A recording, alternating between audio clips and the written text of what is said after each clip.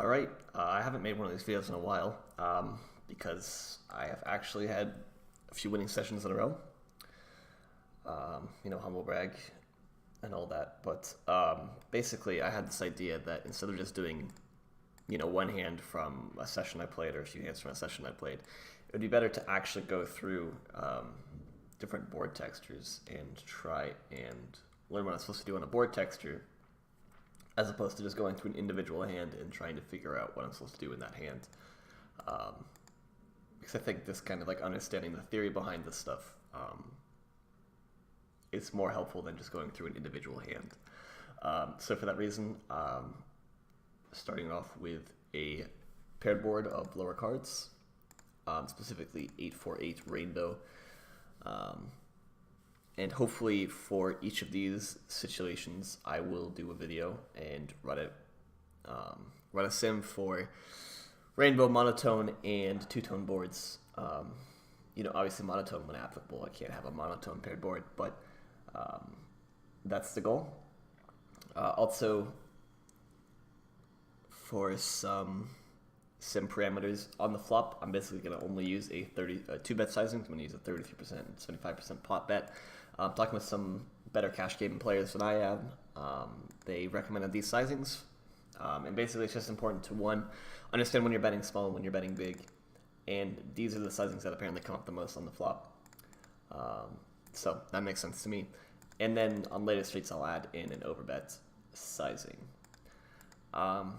For these sims, they're all going to be button versus small blind 3-bet pots. And for that reason, here's the ranges we're going to be using. These should be familiar. Only thing I've changed is that like deuces, 3-4s, I've reduced the frequency of. I probably am not 3-betting these that often versus the button open, even though I could. Just seem a little too weak, and I don't really know what the EV of 3-betting deuces versus a button open is. It doesn't seem that great. Additionally, here's the in-position flattening range. I've added ace-king with a pretty small frequency because I've actually seen it done before, and ace-queen off as mostly played as a 4-bet, but sometimes flatting. Again, seen it done before, not sure why, but people do it, so it seems like a good range seems like a good thing to include them in the range. So with that in mind, our board is 884 Rainbow, and unsurprisingly, I guess, we've run a few sims, or I've run a few sims like this before, and for the most part, out of position is checking or betting pretty big, right? You get, if you bet a third, you get floated pretty wide, right, by like 2 overs and a backdoor flush draw quite frequently, right? So like king, 9 of hearts, king, 9 of diamonds, all these hands are just calling, and it's frustrating to play out of position against such a wide range when you have really very few cards that improve you and a ton that improve out of positions. And so to understand that, like, out of positions equity is 53%. This is a good board equity-wise for out of position, right? Having all of these overpairs seem really, really good. You probably have fewer 8s than... Well, I don't even know if you do. I guess you don't have 8-5 suited in the sim. That's the only thing that I didn't include. And I guess you don't have 4s that often. So I bet if I included 4s, the equity would be would be better for... even better for out of position, but as played or as given, you don't have 4s all the time. So whatever, not a big deal, I don't think. But I can guarantee you this EV will be better for in position than out of position, right? And so we take a look, 10.7. Already you can tell it's more than half of 21. And yeah, so this is just this is why playing in position is so good. You have worse equity, but better EV somehow, right? And even these hands that have like really, really bad EV, you're going to be peeling the flop to a 1/3 size bet. So that's basically how these hands end up playing. And yeah, I guess in addition, most of the time, if you're betting here, you're betting pretty large and you're doing it with a backdoor flush draw, or I guess you're doing it with hands that block 2 overs and a backdoor flush draw that your opponent would float with. So it makes sense here to me that, king, queen, offsuit without a spade is going to bet pretty large because you block those. You want them to have spades. It's just going to give up to a bet. Interesting enough that ace X is checking. I wonder if this is like a check raise combo, or if it's check calling and thinks ace high is enough showdown value, yada yada. Fours, so like the lower pair here, is going to bet about a third. I guess just for protection type stuff. Same with fives and these types of things. Yeah, but for the most part, if you have value, you're potting it, and I guess you are mixing that in with aces. And yeah, again, it makes sense to me that you are going to bet more with your value when you have the ace of spades because you unblock, right, their floating range. So that makes sense to me. Let's run this once through with a small bet size. And so basically, we're getting raised here by all the eights. That makes sense to me. I don't know why Jack 8 suited is pretty infrequently raising. But hands like Ace 8, King 8, Queen 8 are not.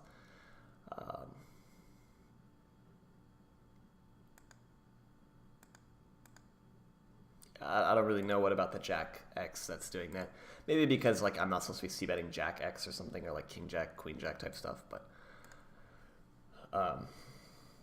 yeah, I don't know. And I don't think we're getting raised 13% on this board. I really, really doubt that. I don't think 3-5 suited is going to raise me here. I would venture to guess that mostly pairs are going to raise, for some semblance of protection and 8x. And these types of hands that are just going to float. I think a lot of people prefer to play them as like, I'm going to call and then take it away on later street type thing, which I guess makes sense. So when I run this again in node lock, I will remove some of these raises, and see how the strategy plays. And that would probably lend itself towards betting 1/3 more often. Anyway, let's see if we just call. My guess is that aces are better for out of position, ace, king, queen, jack type stuff. Broadways are better for out of position just because of like what the 3-betting range normally contains. And everything else is probably going to be good for in position because you just have to kind of give up as out of position once you bet and gotten called. So let's take a look at the run-out comparison. All right, so first thing is that ace X, you were just betting, it looks like a third with every single hand. And checking sometimes with aces. Makes sense. Hands like king jack suited that don't pick up any equity are still just going to bet 1/3, I guess. Let's say we bet 1/3 to get called, and then this runs out like a brick like the deuce of spades. Yeah, you're betting a third and sometimes larger. Same with king queen, blocking is better ace X. Sure. Interesting enough. But let's... So I guess, all right, equity-wise, there aren't really many bad turns for out of position. None of these make your equity go below 50%, right? You always have, your range will always have an equity advantage. But I will bet EV-wise, every turn that's not an ace king, everything that's not a Broadway card is really, really bad for you because you just have to give up, right? And so that's kind of just so crazy that like in position just gets to destroy you on anything that's not an ace, king, queen, or jack, basically. So quite interesting card. Let's say it's so the best. Oh, also an 8, I guess, is really good because probably because if you have like if in position has like 3s, deuces, 4s, like you're not drawing the 2 outs anymore. They're pretty much drawing stone dead to your overpairs. So I guess that helps, and like you just have a significant range advantage because you have all the overpairs here and they never do, which makes sense. And all their floats, like I said, are like backdoor flush draws. Like now, even if they hit the flush draw, they're pretty dead. So cool, good to know. And I bet this 8 is the same. You're gonna bet a third with your entire range. Oh, you're gonna check 40% of the time. Interesting. I guess you're gonna check call ace high. Sure.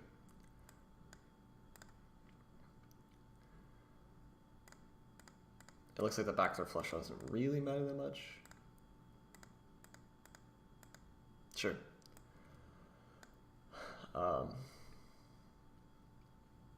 Okay. Now let's say it's a really bad card. You're going to be checking a lot. And what are you betting, actually? You're betting hands that pick up draws. Okay.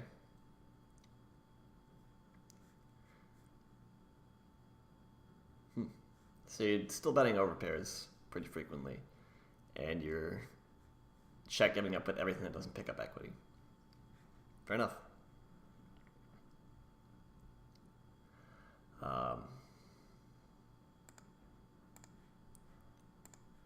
See if it's like a king of diamonds. Pretty similar. I guess you're checking your strongest ace X that blocks the strongest king X. That's a check call.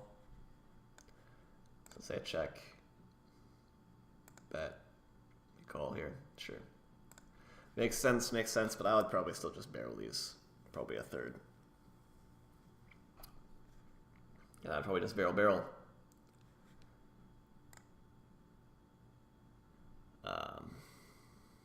Yeah, makes sense. I like it. Anyway, hopefully I can figure out how to cut this video and then node lock a spot, or node lock the flop, and run it where we don't get raised 15% of the time, 13% of the time, and really only like a very passive range. So I'm going to do that, and hopefully I can figure out how to splice these two videos together.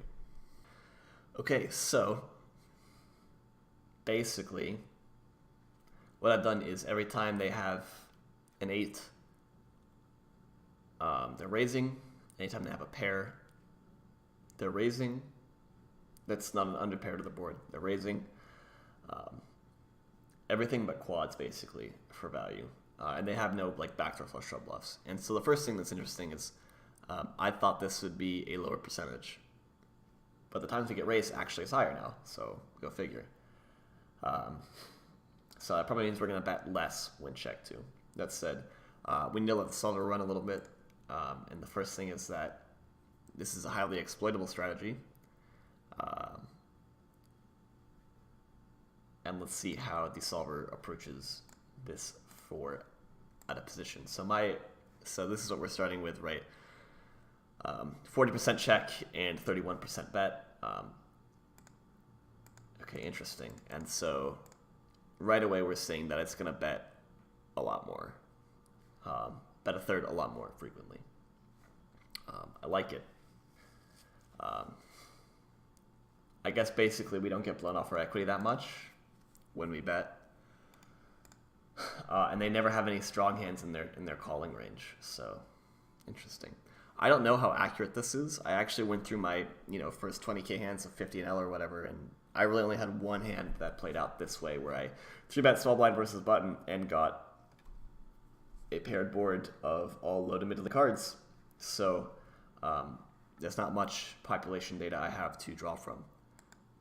That said, all right, fair enough. At equilibrium, we're checking this board a lot, but in a node locking situation, we are betting at 1/3 quite frequently, which probably doesn't surprise many people because betting 1/3 is just so good. It's so good, right? Love it. Actually love it. Equity-wise, right, I can't do that. Well, solver's running, yada, yada. Generally I let it run to 1%, but I think it's pretty clear what's going to happen here is we're going to bet a third with like our entire range. So I'm actually just going to stop it now. This really isn't a surprise to anybody. And so we went from like a 40% check to a 10% check and a 90% 1/3 pot bet. Okay, fair enough. Wow.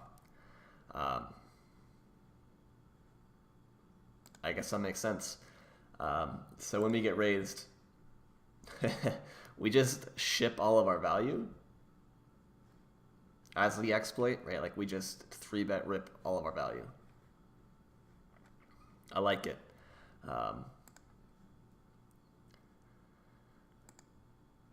Yeah.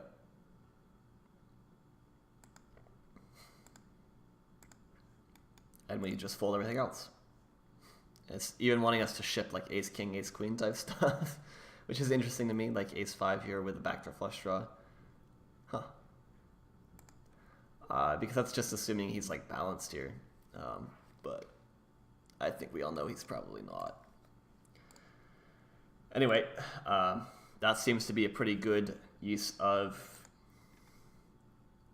time to understand this type of board, and hopefully I will have more videos on all the other types of boards.